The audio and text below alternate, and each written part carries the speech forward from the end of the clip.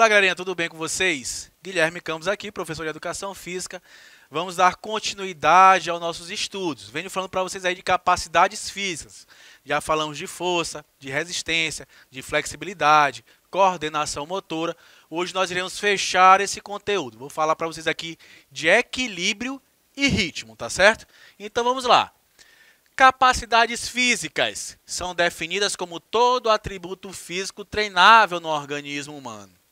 Em outras palavras, são todas as qualidades físicas motoras passíveis de treinamento, comumente classificadas em diversos tipos. Tá aqui. Isso eu já falei para vocês. Capacidade física é aquilo que é treinável, é aquilo que eu posso melhorar, tá certo? Tá aqui. São essas aqui, estão elencadas aqui, ó. Força e velocidade, resistência e agilidade, coordenação motora e flexibilidade. E por último, aqui em vermelho, está aqui equilíbrio e ritmo, que é o nosso tema da aula de hoje. O que eu não falei para vocês ao decorrer dessas aulas é que as capacidades físicas elas recebem duas classificações, que vocês irão ficar sabendo hoje. Irei falar para vocês. Capacidades físicas condicionadas e capacidades físicas o quê? Coordenadas. Nós falamos de todas as condicionadas, por isso que eu estou trazendo essa classificação agora para vocês, que agora que vale a pena eu classificar dessa forma. As condicionais, vocês já aprenderam o que fosse a capacidade que o indivíduo tem de exercer resistência, exercer força como a resistência, determinada resistência. Falei para vocês que a força ela se divide em algumas formas. É a isotônica, que ela pode ser concêntrica ou excêntrica.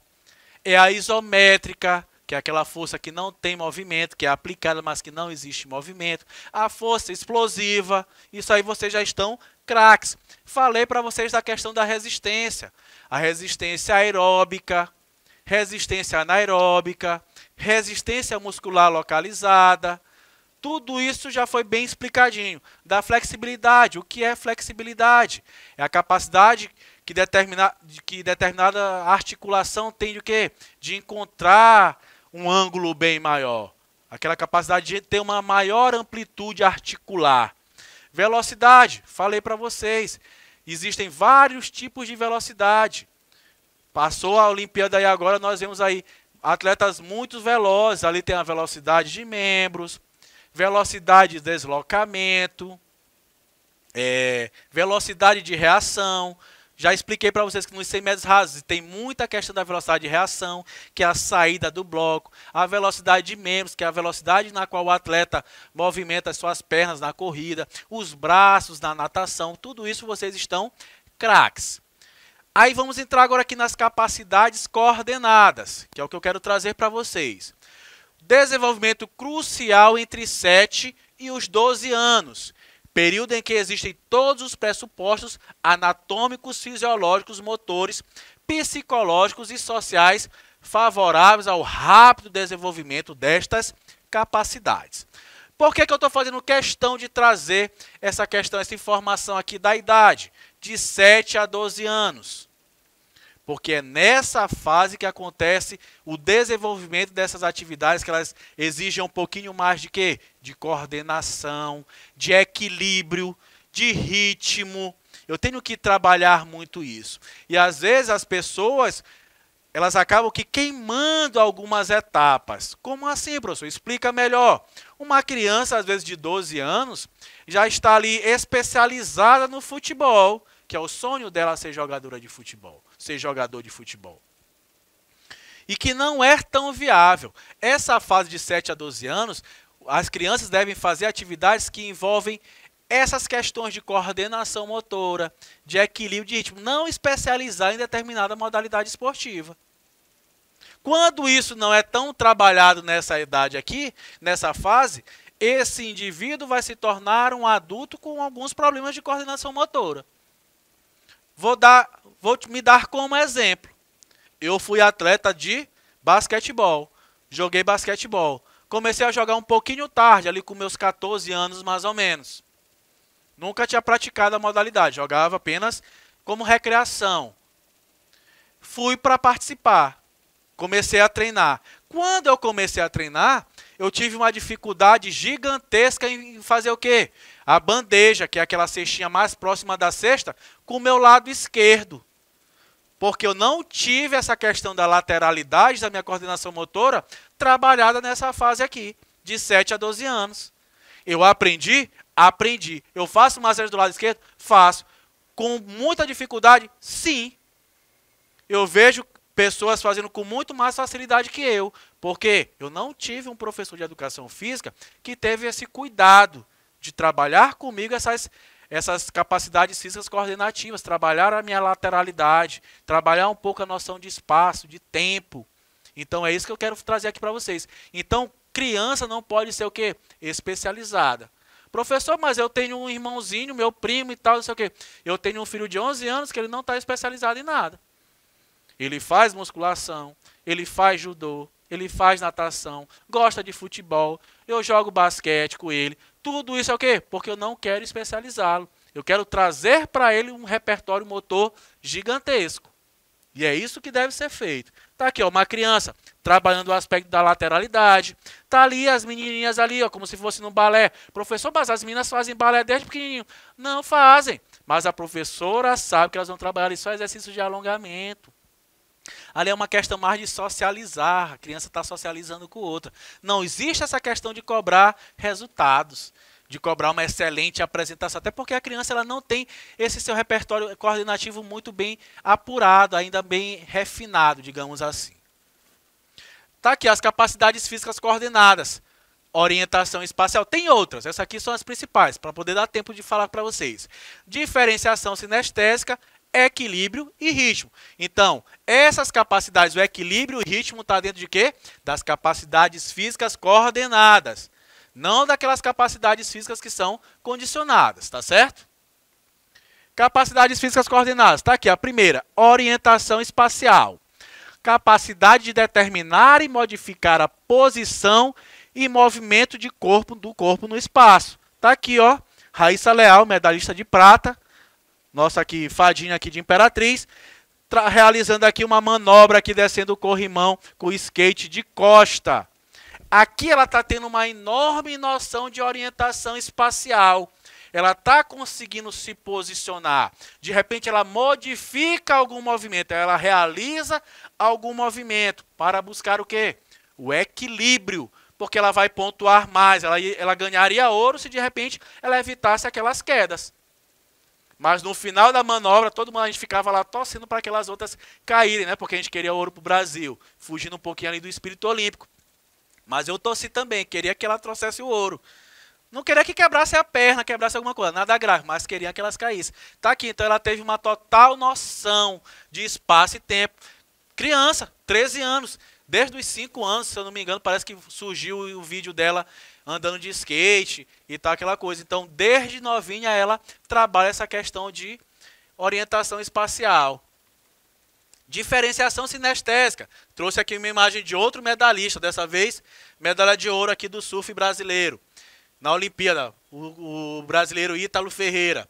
Capacidade de controlar as informações provenientes da musculatura, de apenas reter as mais importantes e dosear a força a empregar.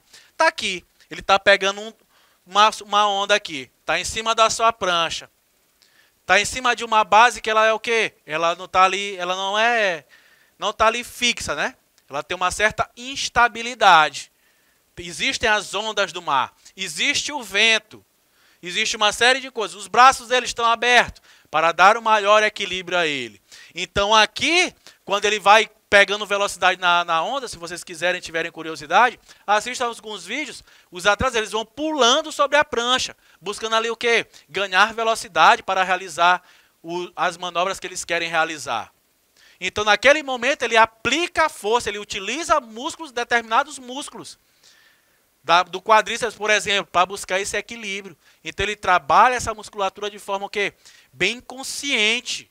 Isso é realizado, esse trabalho é realizado. Ele sabe o que ele tem que aplicar ali para manter-se equilibrado, ganhando força e não cair daquela prancha. Então ele sabe quais músculos ele vai aplicar essa força, tá certo? Então isso é a diferenciação sinestésica, é tu saber como vai trabalhar o músculo. Vamos chegar aqui no equilíbrio. É a qualidade física conseguida por uma combinação de ações musculares com o propósito de assumir e sustentar o corpo sobre uma base contra a lei da gravidade. Tá aqui, eu já coloquei a foto aqui de Rebeca Andrade, medalha de ouro e medalha de prata. Tem equilíbrio? Tem. Ela tem que ter muito equilíbrio para realizar aquelas cambalhotas, piruetas, saltos carpados, tudo aquilo que ela realizava durante as suas apresentações. Ela sabe como aplicar determinada força. Ela sabe o que deve ser feito em determinado momento. E é assim que funciona. O equilíbrio, galera, eu já falei de algumas capacidades físicas para vocês, falei da força e da resistência. O equilíbrio é uma capacidade física na qual as mulheres têm mais equilíbrio do que os homens. Tanto que eu posso dar um exemplo para vocês. Se eu for falar aqui, por exemplo, das disputas que são realizadas na ginástica artística, feminina para masculina, existe uma diferenciação.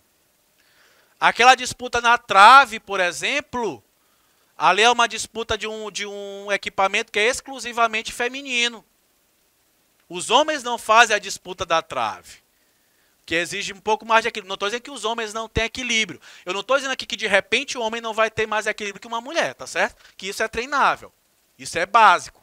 Eu já falei. Mas ali a trave ela é exclusivamente feminina, porque exige muito o quê? Equilíbrio. E um homem caindo ali, às vezes está ali, o dano é grande, né? O prejuízo é grande. Então, apenas as mulheres praticam ali, disputam na trave. Então, Rebeca Andrade ela tem que ter muito equilíbrio. E o equilíbrio ele se classifica de 3 formas. O equilíbrio estático, que é aquele que é adquirido em determinada posição. Está aqui, Arthur Zanetti nas argolas. Aqui ele está utilizando muita força? Tá, mas ele está utilizando força para que ele tenha o quê? Equilíbrio, para que ele se mantenha ali paradinho segurando as argolas. Porque ele vai pontuar muito se essas cordas não balançarem tanto. Então ele tem que se mostrar o máximo possível equilibrado. Então isso é equilíbrio. É você chegar em determinada posição e você conseguir manter o equilíbrio. Aqui eu trouxe propositalmente essa imagem para mostrar que uma capacidade física, a gente não trabalha ela desligada de outra. Aqui tem muita força, aqui tem muita resistência muscular, tem também equilíbrio. Tá certo, galera?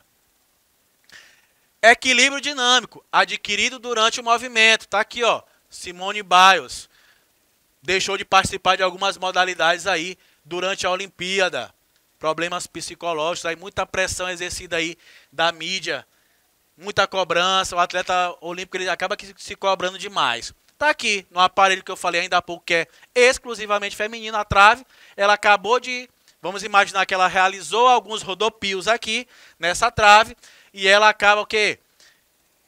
Se mantendo equilibrada naquela trave, sem cair. Tá trabalhando no equilíbrio? Tá. É dinâmico por quê? Porque tem movimento. Tá certo? Houve movimento e ela se mantém ali de forma equilibrada. Equilíbrio recuperado. Explica a recuperação do equilíbrio após o corpo ter estado em movimento. Tá aqui, eu peguei aqui 3 fotos de Flavinha, aqui brasileira, também nossa ginasta aqui brasileira. Ela realizando aqui um exercício na trave, né? Ela volta na segunda imagem, consegue manter o equilíbrio, mantém o equilíbrio através dos seus braços abertos. Ela está utilizando de todos os artifícios do seu corpo para manter o centro de gravidade ali, se manter em pé nessa trave, que tem apenas 10 centímetros de largura. E numa segunda situação aqui eu coloquei o quê? Ela perdendo o equilíbrio dessa trave. Aqui ela deixou de ter o equilíbrio recuperado. Ela não conseguiu o quê? Manter-se equilibrada. Ela perdeu o equilíbrio. Tá certo? Primeiro, realizou o movimento, conseguiu manter o equilíbrio. Equilíbrio recuperado. Aqui não teve tanto êxito. Caiu da trave, perdeu pontuação e não foi tão legal aqui. Não conseguiu manter-se o quê? Equilibrada. Ritmo. Capacidade de compreender as estruturas temporais e dinâmicas do movimento.